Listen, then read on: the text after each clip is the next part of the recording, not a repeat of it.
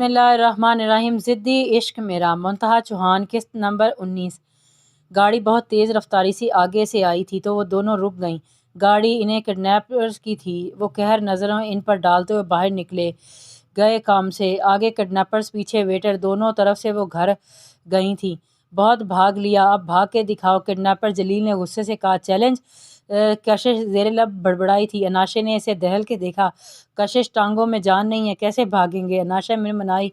کشش نے اسے گھور کے دیکھا اور پیچھے مڑتے دوڑ لگا دی۔ اناشا نے کڈنیپرز کو ایک نظر دیکھا، کشش کے پیچھے دوڑ لگا دی۔ کڈنیپرز منہ دیکھتے رہ گئے۔ جلدی سے گاڑی میں بیٹھو اور ان کا پیچھا کرو، جلیل نے بولا تو اسد اور حسن فوراً واپس گاڑی میں بیٹھے اور گاڑی ان کے پیچھے لگا دی۔ دونوں سڑک پر اندھا دھند بھاگ رہی تھیں۔ سامنے ہی ایک ویٹر جو ان کا پیچھا کر رہا تھا ان کو اپنی طرف بھاگتا دیکھ کر وہیں تھم گیا۔ اسے کچھ سمجھ نہیں آیا وہ اس کی طرف کیوں بھاگی آ رہی ہیں۔ سڑک سنسان اور رات کا وقت تھا۔ وہ گھبرا گیا۔ بھوت بھوت بچاؤ! کشش نے چلانا شروع کر دیا۔ اناشا نے بھاگتے ہوئے اس افلاطون کو دیکھا۔ ویٹر کے سننے کی دیر تھی، اس نے بھی الٹی طرف دوڑ لگا دی تھی۔ وہ بیچارہ ڈرپوک سا پیسوں کے لیے جان کو خطرے میں ڈالنا اسے صحیح نہ لگا۔ کہاں ہے بھوت؟ وہ بھاگتے ہوئے بولا۔ وہ گاڑی میں ہے۔ 3 بھوت انسان کے روپ میں سے انسانوں کو کھاتے ہیں، بھاگ لو اگر جان پیاری ہے۔ کشش نے بھاگتے ہوئے اسے مزید ڈرایا۔ اس نے پیچھے مڑ کے دیکھا تو واقعی گاڑی ان کے پیچھے تھی۔ وہ دونوں گاڑیاں بھاگتی اس سے آگے نکل گئی تھیں۔ اس نے بھی سپیڈ پکڑی اور اس کو بھی کراس کر گیا اور وہ دونوں دیکھتی رہ گئیں۔ گاڑی ان کے قریب پہنچنے والی تھی اور اب ان کی ٹانگوں میں جان بھی باقی نہیں بچی تھی۔ وہ کڈنیپرز بھی ان کو جان بوجھ کر بھگا رہے تھے تاکہ تھک کر خود ہی ہار مان جائیں۔ وہ ان کی حالت کو انجوائے کر رہے تھے۔ اناشا نے مڑ کر ان کو مسکراتے دیکھا اور ان کا مذاق اڑا رہے تھے۔ کچھ زیادہ ہی نہیں ہو گیا یہ؟ اناشا نے دانت پیستے کہا۔ کیا خیال ہے؟ مزہ چکھائیں پھر ان کو؟ کشش نے آنکھ ونگ کرتے کہا، جبکہ بھاگنا نہیں رکا تھا۔ Done partner? اناشا بھی کشش کے رنگ میں رنگ گئی تھی۔ پورا پارک چھان مارا لیکن وہ کہیں نہ ملی تھی۔ وہ دونوں بہت پریشان تھے۔ کہاں چلی گئی؟ یامین نے ماتھا مسلا۔ حاذق نے گہرا سانس خارج کیا۔ پارک تقریباً خالی ہو چکا تھا اور ان کی پریشانی بڑھتی جا رہی تھی۔ دادا جی کی کال آ رہی ہے یار، بار بار کیا کروں؟ وہ کیا جواب دوں گا انہیں؟ یامین نے موبائل حاذق کے سامنے کرتے ہوئے کہا جس پہ کال آ رہی تھی۔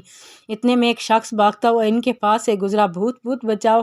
ان دونوں نے حیرانگی سے اسے دیکھا اور اس کے پیچھے بھاگے۔ وہ ریسٹورنٹ میں گھس گیا۔ کیا بول رہا ہے؟ کون سا بھوت؟ مینیجر نے شخص سے غصے سے پوچھا۔ وہ 3 بھوت وہاں، وہ ہکلاتے بولا۔ تمہیں بھیجا تھا ان لڑکیوں سے بل لو اور تم واپس آ کے اب یہ ڈرامہ کر رہے ہو تاکہ میں بل معاف کر دوں، لیکن یاد رکھنا بل تمہاری تنخواہ سے کٹے گا۔ مینیجر نے اسے اچھا خاصا لتاڑ کے رکھ دیا لیکن وہ ڈر کے مارے چپ ہی رہا۔ مینیجر اندر کی جانب بڑھ گیا۔ حاذق اور یامین اس ویٹر کی طرف بڑھے۔ 1 منٹ، کیا وہ یہ لڑکیاں تھیں؟ یامین نے کشش کی تصویر موبائل پہ دکھائی تھی۔ اس نے انہیں آنکھیں پھاڑ کر پہلے تصویر کو دیکھا پھر یامین کو۔ جی یہی تھیں، کھانا کھا کے بل دیے بغیر بھاگ گئیں اور یہ اس کے ساتھ ایک اور بھی تھی۔ ویٹر فوراً بولا۔ کہاں گئی ہے وہ؟ حاذق نے بنا دیر کیے اس سے پوچھا۔ وہ اس طرف، وہاں بھوت ہے۔ وہ پھر بھاگ کے بولا۔ Thank you. دونوں اس طرف نکلے لیکن یامین واپس مڑا۔ یہ آپ کا بل۔ 5,000 کے ڈھیر سارے نوٹ اپنے والیٹ سے نکال کر اس ویٹر کے ہاتھ پر رکھ دیے۔ وہ ویٹر حیران رہ گیا۔ سر بہت زیادہ ہیں، وہ منمنایا۔ باقی ٹپ رکھ لو، حاذق نے جاتے ہوئے مڑ کر کہا۔ وہ دونوں گاڑی کی جانب بڑھے اور گاڑی اس کے بتائے ہوئے رستے پر ڈال دی تھی۔ کشش، یو آر امپاسبل! یامین دل ہی دل میں اسے مخاطب ہوا۔ اس کے چہرے پر دھیمی مسکان کی آنچ تھی جیسے سلگتی زمین پہ بارش کی پھوٹ پڑی چھوٹی چھوٹی بوندیں برستی ہیں۔ وہ اپنے اندر کے چھپے اس احساس کو باہر آنے سے مزید روک نہیں پا رہا تھا۔ دل اس کے لیے ایک الگ ہی ترنگ میں دھڑک رہا تھا۔ حاذق بھی اس کے چہرے کی ایک الگ ہی مسکراہٹ کو دیکھ کے اس کے دل سے خوش ہوا تھا اور دعا کی تھی کہ وہ دونوں ٹھیک ہوں۔ ایسی بھی کیا بیماری ہے کہ ابھی تک ہاسپٹل میں ہیں اور گھر ہی نہیں آئیں؟ سویرا بیگم وال کلاک پہ ٹائم دیکھتے ہوئے بولیں۔ دادا جو کہ بے انتہا غصہ تھا جس کی وجہ یامین تھا۔ ان کا فون نہیں اٹھا رہا تھا۔ یا صاحب نے بھی کافی دفعہ کال کی تھی لیکن اس نے نہیں اٹھائی تھی۔ اب تو سارے گھر والے واقعی پریشان ہو گئے تھے۔ کسی کو سمجھ نہیں آ رہی تھی کہ کیا ہو رہا ہے۔ کیا ہوا؟ آپ کسے اس وقت بار بار فون کر رہی ہیں؟ شہریار نے گھڑی سائیڈ دراز پر رکھتے ہوئے سرسری سا پوچھا تھا۔ ناشے کو اتنی دیر ہو گئی ابھی تک نہیں آئی؟ نہیں کال کرتے وہ پریشانی سے بولیں۔ شہباز صاحب کے کان بھی کھڑے ہو گئے۔ کہاں گئی تھی وہ؟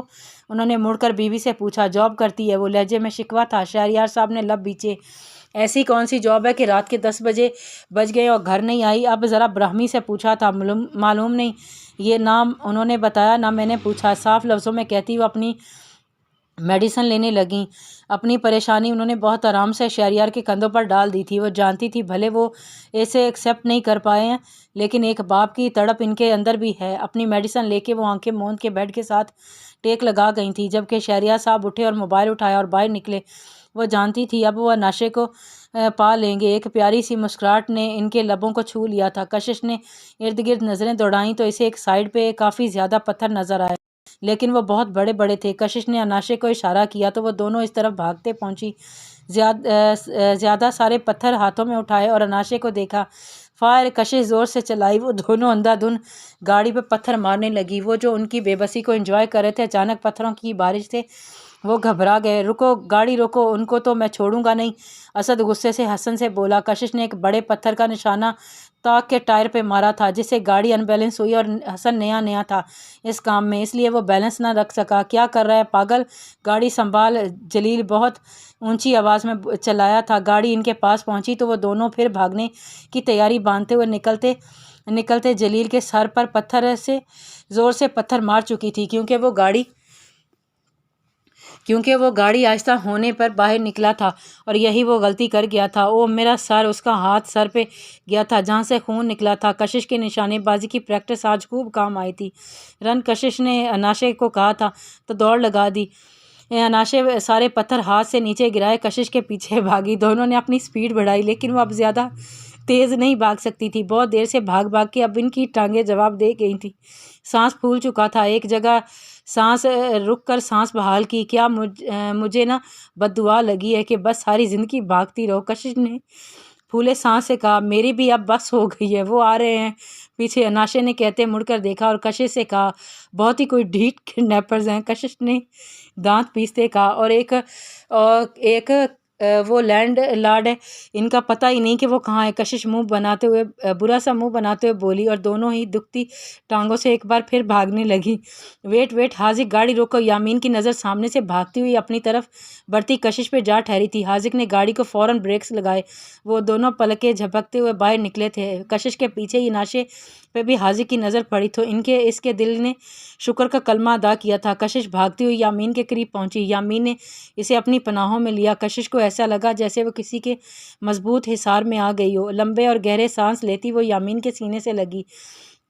आंखें मूंदे इसकी मखसूस परफ्यूम की खुशबू से इसे महसूस करती खुद को पुरस्कून कर रही थी। यामीन ने इसे किसी बच्चे की तरह अपनी आगोश में लिया हुआ था। वो आंखें मूंदे, वो भी दिल ही दिल में अल्लाह का शुक्र अदा कर रहा था। अनाशे हाजिक को देखकर वहीं इसके कदम थमे थे। दूसरी तरफ हाजिक भी जो भागा आ रहा था उसकी तरफ वो रुका। दोनों की नज़रें मिली। एक पल के लिए वो दोनों ही एक दूसरे को देखकर अल्लाह का शुक्र अदा किया। अनाशे की पलकें भीगी थीं, नज़रें फेर ली, रुख बदला, आंसू पूंछे, आंखें बंद करते गहरा सांस खारिज किया जैसे बहुत थक गई हो। हाजिक भी धीरे धीरे से चलता इसके करीब आया। तुम ठीक हो? हाजिक ने बिना कुछ सोचे समझे दिल की बात मानते हुए इसे बहुत नरमी से पूछा। अनाशे ने नाक पूंछा और हाथों की पुश से आंसू साफ करते असाबत में सर हिलाया। जिसके माथे पे खून के जमे कतरों को वो बहुत आसानी से देख गया था। इसे चोट लगी थी। हाजिक का दिल बेचैन हुआ। गाड़ी वापस मोड़ो। दूर से ही जलील यामीन को पहचान गया था। हसन से कहते वो गाड़ी वापस मोड़ गए थे। लेकिन सर, वो लड़कियां सामने ही हैं। हसन हाथ आया, शिकार छोड़ने पर तैयार नहीं था। तुझे जो कहा है वो कर, अगर जान प्यारी है तो निकलो फ़ौरन। इस बंदे के हाथ लगे ना तो सीधा ऊपर पहुंचाएंगे। निकलो अब। जलील ने अफरा तफरी में यामीन की तरफ इशारा करते कहा और गाड़ी को वापस मोड़ लिया। इतनी देर कर दी आने में। सर उठा के वो यामीन से शिकवा करती यामीन के दिल की दुनिया को हिला गई थी। दुल्हन का बिखरा बिखरा रूप और खुमार आलूद आंखें, वो शरबती लब, वो एक इस्तेहकात। यामीन का दिल तो अपने इख्तियार में रहा ही नहीं था। बेख्तियार ही दहकते लबों को इसके माथे पर रखा और दोनों ही आंखें बंद किए से लम्हे एक दूसरे का होना महसूस कर रहे थे। वो यामीन के सहारे ही खड़ी थी। उसके अंदर जैसे जान ख़त्म हो गई थी। कशिश ठीक हो? यामीन को उसका वजूद बेजान सा महसूस हुआ था। नीवा आंखें की और चेहरे पर एक दिलफरेब मुस्कुराहट आ गई थी। यामीन उसकी हालत के पेश नज़र मज़ीद कुछ न बोला और इसे अपनी बाहों में उठाए गाड़ी की जानिब बढ़ा। आज एक अलग ही एहसास ने घेरा था इसे। वो पल जो वो दूर थी और वो पल जब वो इसे वापस मिली थी। एक इस आगाही के लिए जो मोहब्बत का वजूद दिलों में डाल देती है। वो इसे अच्छी लगती थी। निकाह से पहले या बाद वो तयन नहीं कर सका था, लेकिन इसका होना यामीन की सांसों के होने के लिए ضروری تھا، اس بات کا علم اسے ہو گیا تھا۔ حاذق یامین اور کشش کو میر ولا ڈراپ کرتا اناشے کو لیے ہاسپٹل آ گیا تھا۔ اس کے چوٹ اسے بے چین کر رہی تھی۔ اناشے نے خاموشی سے اپنا چیک اپ کروایا۔ ڈونٹ وری، زیادہ گہرا زخم نہیں ہے، بینڈیج کر دیا اور یہ میڈیسن لے لیں، ڈاکٹر نے پیشہ ورانہ انداز میں کہا۔ حاذق شکریہ ادا کرتا اناشے کو لیے گاڑی کی جانب بڑھا۔ سارے راستے خاموشی چھائی رہی۔ حاذق نے ایک دو بار اسے دیکھا لیکن وہ باہر ہی دیکھتی رہی۔ یہی بات اسے زیادہ تکلیف دے رہی تھی۔ اناشے تم ٹھیک ہو نا؟ حاذق کو سمجھ نہیں آیا کیا بات کریں، پھر بھی بات شروع کی لیکن اناشے نے اگنور کر دیا۔ حاذق نے لب بیچے اور گاڑی کی سپیڈ بڑھائی۔ اناشے کو اس کے غصے کا اندازہ ہوا۔ جب گاڑی کی سپیڈ مزید بڑھی، حاذق سپیڈ آہستہ کریں، وہ گھبرا کے بولی۔ اب کی بار حاذق نے اگنور کیا اور مزید سپیڈ بڑھائی۔ اناشے اتنی تیز سپیڈ پہ بہت گھبرا گئی تھی، پہلے ہی اس کو اپنی طبیعت صحیح نہیں محسوس ہو رہی تھی۔ آنکھیں بند کیے وہ سر نیچے کر گئی تھی۔ حاذق پلیز گاڑی سلو، مزید وہ نہ بول پائی، سے ایک آنسو گرا تھا۔ حاذق نے ایک نظر اسے دیکھا اور گاڑی اور جھٹکے سے بریک لگائی۔ اس کا سر ڈیش بورڈ سے جا ٹکرایا تھا اور اسے لگا پوری دنیا ہی گھوم گئی ہے۔ ایک پل میں اس کی آنکھوں کے سامنے اندھیرا چھا گیا۔ سر پر ہاتھ رکھے وہ تڑپ گئی۔ اترو گاڑی سے۔ حاذق نے بنا اس کی حالت کی پرواہ کیے اسے حکم نامہ جاری کیا۔ اناشے نے دکھی نظروں سے اسے دیکھا۔ وہ خاموشی سے چادر اپنے ارد گرد لپیٹتی دروازہ کھول نیچے اتری تھی۔ گھر آ چکا تھا اسے اندازہ نہ تھا۔ پلٹ کے دیکھا، وہ زخمی نظروں سے اسے ہی دیکھ رہا تھا۔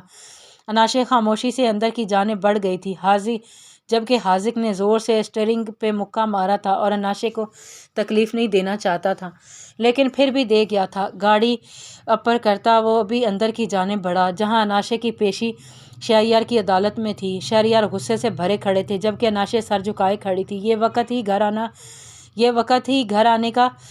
شریف گھر کی بچیاں اتنی رات کے گھر سے باہر رہتی ہیں کیا؟ اس کے سر کی چوٹ کو بھی نظر انداز کرتے شہریار صاحب کا انداز بہت رکھا تھا۔ اناشے کا سر نہ اٹھا، وہ خاموش ہی رہی۔ جمیلہ بیگم بھی سیڑھیوں پر کھڑی دیکھ رہی تھی۔ ان کا بس نہیں چل رہا تھا اناشے کو اپنے آنچل میں چھپا لیں۔ بابا، حاذق آگے بڑھا۔ حاذق آپ بیچ میں نہیں بولیں گے، اس معاملے سے آپ کا کوئی تعلق نہیں ہے۔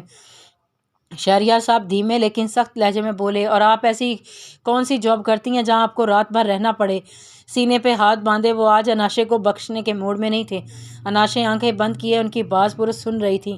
کتنا اس کا دل تھا کہ یہ بندہ اسے مخاطب کرے، اس پہ باپ ہونے کا حق جتائے۔ اناشے کا انجانے میں ہی آج دل کا ارمان پورا ہو گیا تھا۔ وہ بہت مطمئن کھڑی تھی، ان کی ڈانٹ اسے پھولوں کی طرح محسوس ہو رہی تھی۔ سر تو جھکا تھا لیکن دل میں فخر تھا کہ یہ شخص اس کا باپ ہے، اس کا صاحبان ہے۔ میں آپ سے بات کر رہا ہوں۔ شہریار کو اس کی خاموشی بری لگی۔ بابا، حادثہ ہو گیا تھا چھوٹا سا، اس لیے دیر ہو گئی۔ حاذق سے رہا نہیں گیا اس لیے بول پڑا۔ شہریار نے گہرا سانس خارج کیا۔ آئندہ ایسا نہ ہو، جو بھی ہے کوئی بھی مسئلہ ہے گھر میں انفارم کریں، جائیں اپنے روم میں۔ لہجہ دھیما ہوا لیکن الفاظ میں نرمی نہ تھی۔ اناشے بنا دیکھے ثابت میں سر ہلاتی اندر کی جانب بڑھ گئی۔ حاذق بھی خاموشی سے اپنے روم کی جانب بڑھ گیا۔ شہریار نے ان دونوں کو ایک ساتھ دیکھا، کچھ اور ہی سوچنے لگے، جبکہ جمیلہ بیگم اناشے کے روم کی جانب اس کے پیچھے ہی بڑھی تھیں۔ میرویلا کے گیٹ کے اندر یامین نے قدم رکھا۔ کشش ابھی بھیا کے باہوں میں تھی۔ ایک پھول جتنا بھی یامین کو اس کا ویٹ نہ لگا تھا، جبکہ کھانا بے حساب۔